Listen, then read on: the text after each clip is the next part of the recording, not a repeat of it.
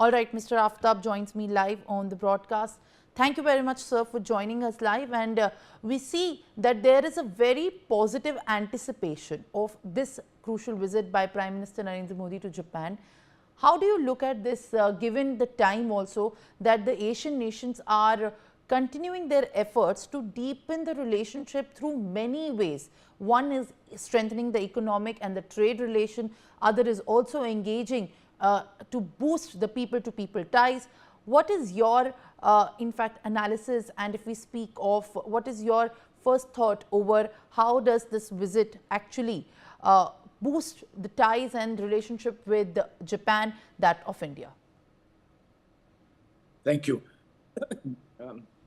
May I see somebody that I'm speaking to? I can't see the person that I'm speaking to. But anyway, I'll crave your indulgence for giving you a slight historical background to the India-Japan relationship in the 21st century.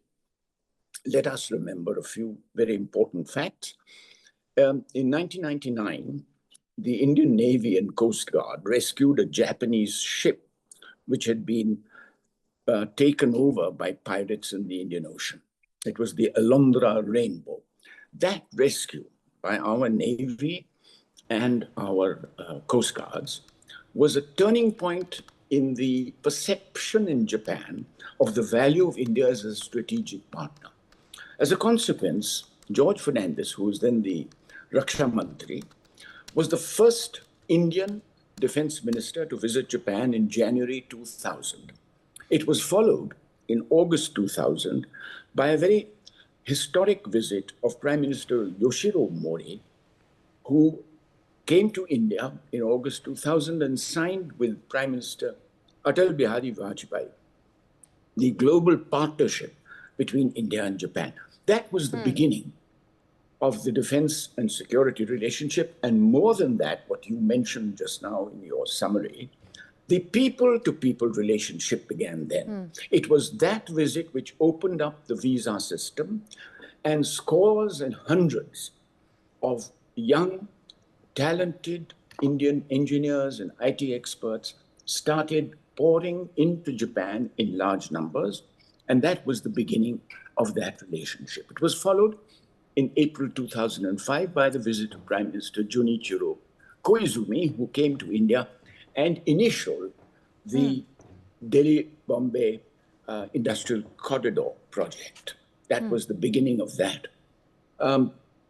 In December 2006, Prime Minister Manmohan Singh and Prime Minister Shinzo, the late Prime Minister Shinzo Abe, expanded the global Indian-Japan partnership to a strategic global and Indian partnership. This was very important because the first naval exercises between India, Japan, and the United States took place in April 2007 in the Indian Ocean.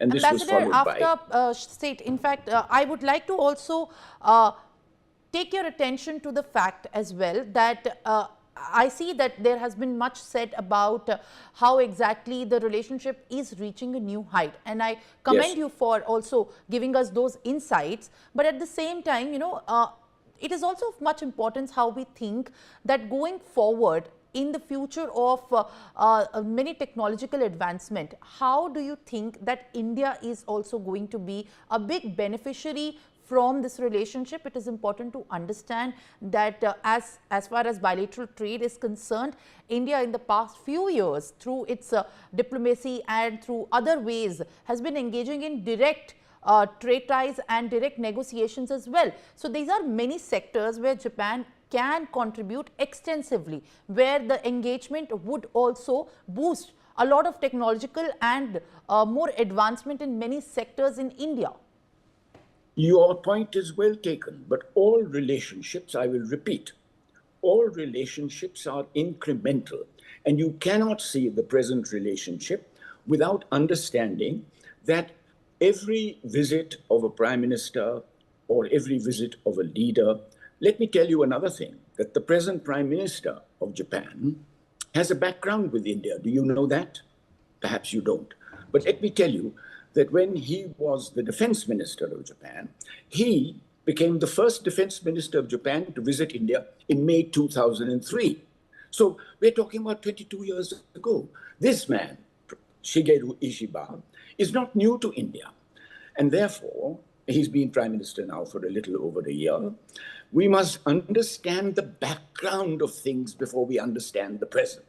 So pardon me, in going back to the strategic relationship which you mentioned of 2008, that was the basis. People-to-people relationship has expanded. You have yourself mentioned that trade has expanded. The Delhi-Mumbai corridor, the Shinkansen, which is the bullet train project, which was mooted almost 20 years ago, is expanding. Things are expanding, but most important aspect of the relationship is the strategic one. And that has been an incremental development over the last 25 years, starting in August 2000. So what we see today, the expansion of the strategic relationship in the context of what is happening in China, in the context of a slight dip that has taken place in our relationships with the United States, it is important that Japan, which is the fourth member of the Quad, to see if we cannot revive that kind of worldview of that Australia, India, Japan, and United States shared until a few years ago, in fact, till last year. So what we look for in the present visit is certainly an expansion in all these sectors, a strengthening of the strategic relationship, and a further understanding that with the shrinking population of Japan, the potential for Indian assistance, if you like to call it that, in manpower terms, is quite large.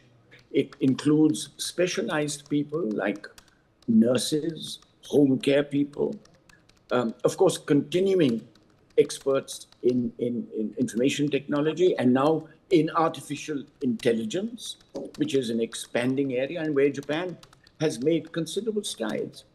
And of course, in chip manufacture, the Prime Minister is going to Sendai, you mentioned. Tsukuba is another great science city of Japan. And this is where all the high-tech industries of Japan are located, not all, but many of them. So our potential is high, especially in the sophisticated industries that we need for further expanding our economy and protecting ourselves from the buffeting that we have received in recent months from certain actions that have been taken by other countries. Well, absolutely. As in fact, you have mentioned very correctly about the strategic front, where you have given much insights into that, how crucial it is.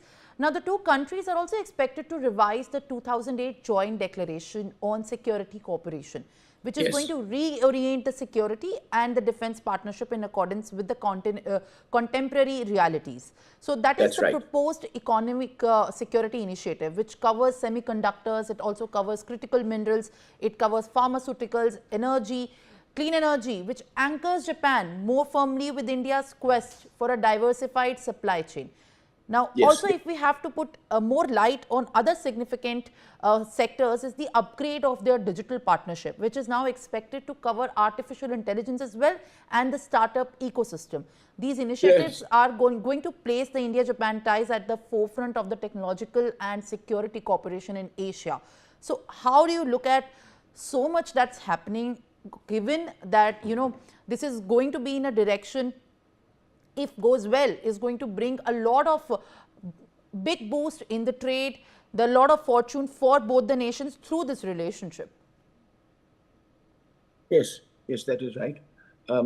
You have to remember that the security relationship, the 2008 one, has certain elements of safeguards, safeguarding the technology that Japan may transfer to us in the field of defense. Now, this is important to strengthen that, to give them the assurance that whatever technology is transferred to us will remain with us.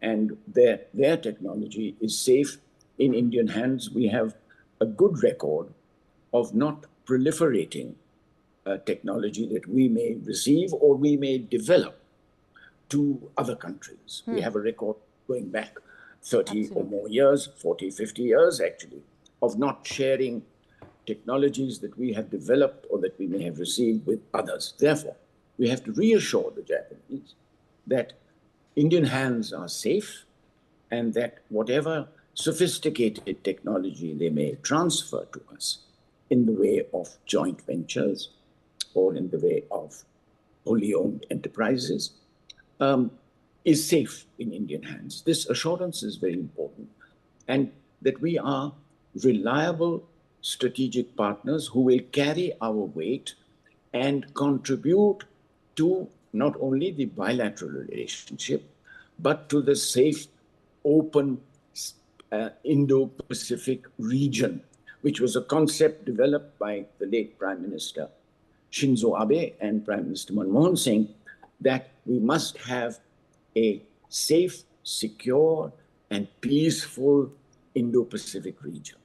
So we have other partners in the region that we are very close to, for example, Vietnam, for example, Indonesia, and most recently, the Philippines, where we had an important bilateral visit.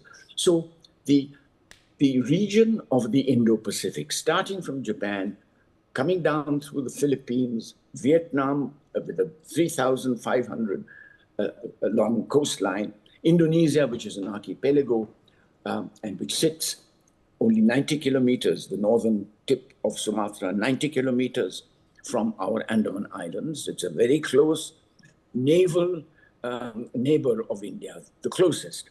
And these countries, working together with India and Japan, can form an important element of stability and peace in the Indo-Pacific region. That will be an important focus, in my opinion. I have no inside information, but this, I think, will be an important focus in the present visit to Japan.